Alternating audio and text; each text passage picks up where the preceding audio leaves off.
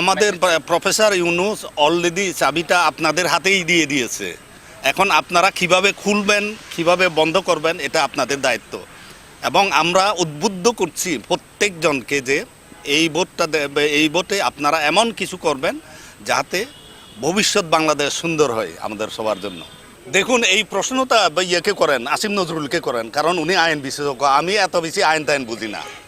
হ্যাঁ, এটা হচ্ছে আমি গিয়ে ইয়েকে বলবো, আমাদের আসিম নজরুলকে জিজ্ঞেস করবো, সে কি উত্তর দেয় আমি জানাবো আপনাদেরকে।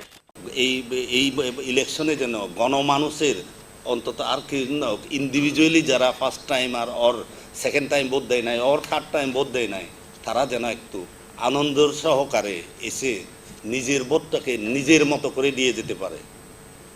এই কারণে প্রশাসন সবসময় রেডি থাকবে, সিকিউরিটি সবসময় রেডি থাকবে। এবং আরেকটা জিনিস হয়তো বা আপনারা বলেন না, সেটা আমি তারপরে বলে দিয়ে যাই।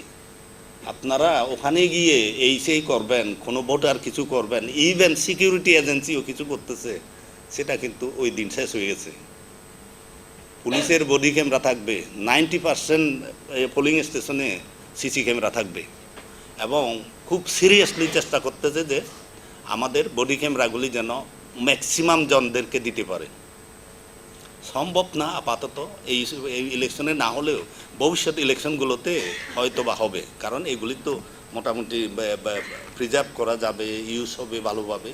সুতরাং আগের মতো না যে মানে ওই পোলিং স্টেশনটাকে বন্ধ করে দিয়ে আমরা ভিতরে সিল মারি, ওই দিন শেষ হয়ে গেছে। কিন্তু এই রাঙ্গামাটি জেলায় যে 5,10,000 ভোটার আছে, তাদের কি হবে সবার? এবং 5,10,000 ভোটারের কত শতাংশ এই কাগজটা পড়তে পারবে? আমার তো মনে হয় না আর কি। সুতরাং আমি এখানে কিন্তু আপনাদের সাথে গণভোটের কথা বলতে এসেছি। আমি কিন্তু ভোটের কথা আমি যা বলবো সেটা হচ্ছে গণভোট। এখন ভোটটা হচ্ছে অন্য জিনিস, গণভোটটা হচ্ছে আরেকটা পার্ট আমাদের।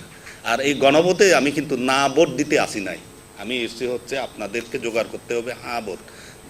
এবং এই হ্যাঁ ভোটটা কীভাবে জোগাড় করবেন সেটা এখন আপনাদের আমাদের সবার দক্ষতা এবং আমাদের এফিসিয়েন্সি।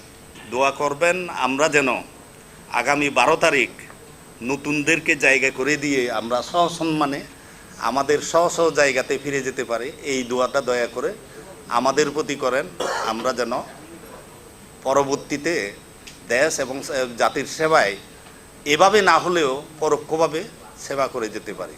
এবং আমাদের যে বিদ্যে বুদ্ধি হয়েছে, আমাদের যে অভিজ্ঞতা হয়েছে, সেটা যেন কাজে লাগাতে পারি।